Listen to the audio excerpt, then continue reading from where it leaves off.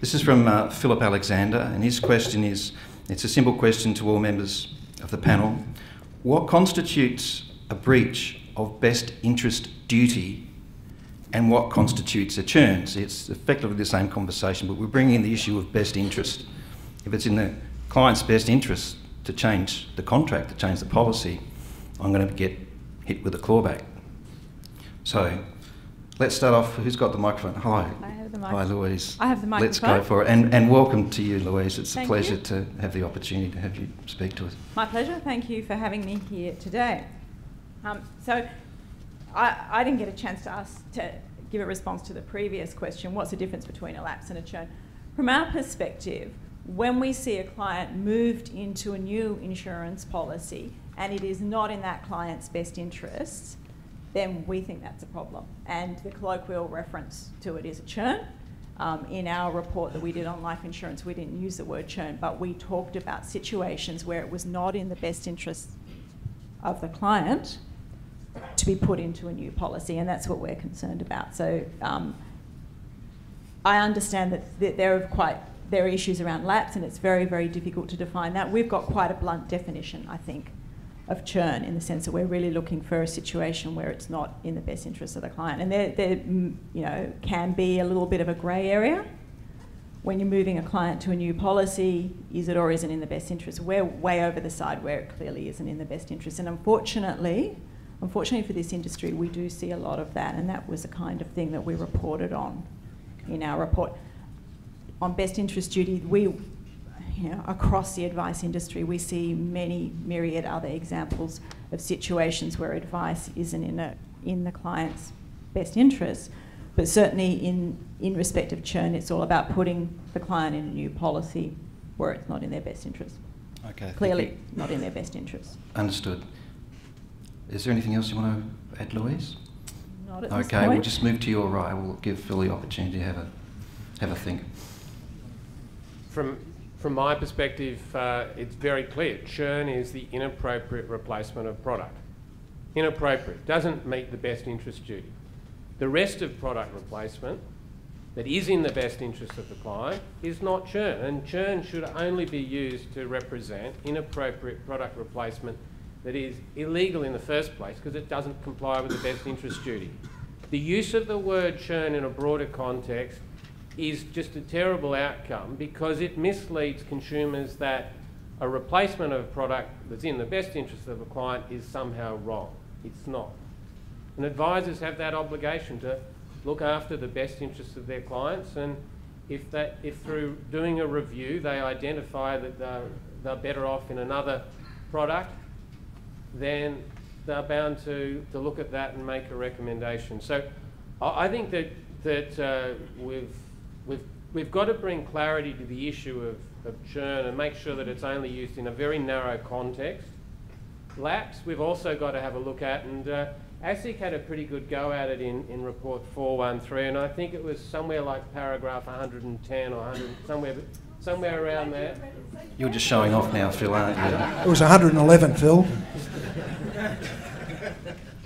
Thanks, Wayne. Appreciate the clarification. So it's worth having a look at that because we are worried that this is going to get taken out of context and all sorts of things will be considered as lapses, partial lapses and so on that shouldn't be.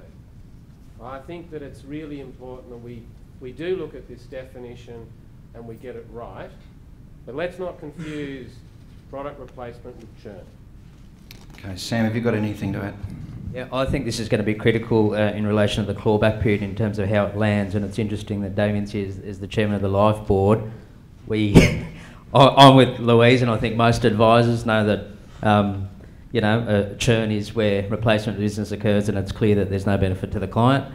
We don't want to get dudded on this one when the definition's out in relation to get clawback. So a client goes from smoker to non-smoker, reduction in premium, we shouldn't get penalised in regards to that. So I think there's got to be a conversation around that.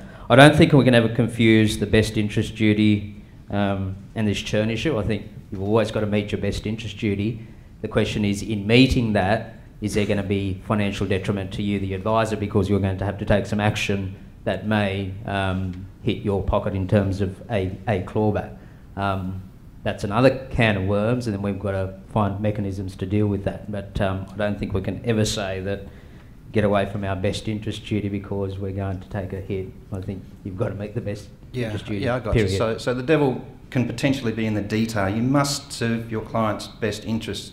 And if that involves moving a policy inside the first 3 years, as I say, the devil's in the detail. You, as an advisor, would not want to be penalised for doing the right thing by your client, essentially. The best interest duty is already laid down, in a sense. The devil will be in the detail in terms of defining a lapse for the purpose of a clawback. Okay. Can you hand the mic up to Damien? Damien, just a quick question in relation to this issue. Clarity. Can the life companies, can the FSC find a way to get greater clarity around what constitutes churn and define it and report it? So, firstly, I'm a co-chair of the Life Board Committee, but I'm not here in my capacity as an FSC director. I'm here as AA and my own personal views. So hopefully you'll take that in the spirit that's intended, and I'm pretty transparent about things, so take it for what it is. I want to answer a couple of things. So the first thing was a question with a yes or no answer. Is that right? Yeah, which one are you Don't referring worry. to, Damien? So yes, it should be defined. Why haven't we defined it today?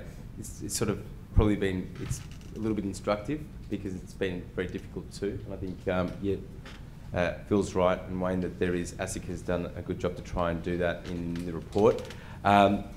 So I'm not going to add any more value to this conversation in terms of saying the same things that everyone else has. Best interest is fundamental to trust and protecting consumer outcomes. So David should be very much advocating for that, and I think it's already laid down, so no one disagrees with that. Best interest is fundamental and critical, and it's not a life company's position to try and determine whether an advisor or what was in the best interest of the client, because we're not privy to that conversation around their needs and their circumstances.